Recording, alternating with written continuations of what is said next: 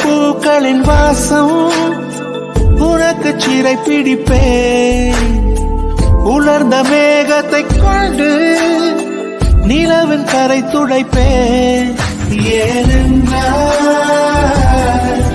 உன் பிறந்த நாள், ஏனென்றால் உன் பிறந்த நாள்.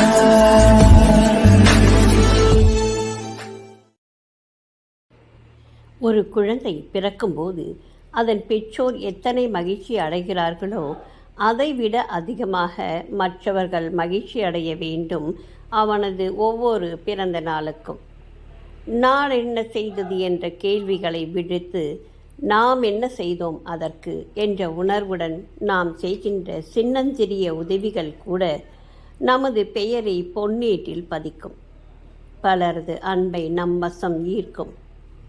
உண்மையான அன்பை தந்து வைக்கும். பக்கத்து வீட்டுக்கு கூட தன்னை அடையாளப்படுத்தி கொள்ளாமல் உழைத்து வாழ்ந்து மறைந்தவர்கள் ஏராளம். தன்னுடைய குடும்பம் மட்டுமே தனக்கான வாழ்க்கை என்று வாழ்ந்தவர்களும் ஏராளம். எங்கோ ஒரு சிலர் இடங்களில் நான் செய்த செயல்கள் ஒரு சிலரின் மனதை தொட்டிருக்கிறது. என்னுடைய இருப்பை அவர்கள் மனதில் விதித்திருக்கிறது.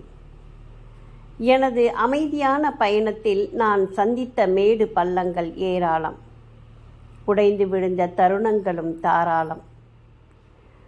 உடன் இருந்து கொண்டே முதுகில் குத்திய கதைகள், எட்டி நின்று வேடிக்கை பார்த்தவர்கள், என்னை காயப்படுத்தி ரசித்தவர்கள், காரணமே இல்லாமல் வெறுத்தவர்கள், என்னை எல்லோரும் ஒரு பக்கம் இருந்தாலும் என் மீது அளவு கடந்த அன்பு வைத்தவர்கள், தூரமாய் ரசித்தவர்கள், ஊக்கப்படுத்தி துள்ளியடை செய்தவர்கள், பாராட்டி பக்கம் நின்றவர்கள், மறுபக்கமாய் நின்று என் உயர்வில் மகிழ்ந்தார்கள் என்பதே நிஜம்.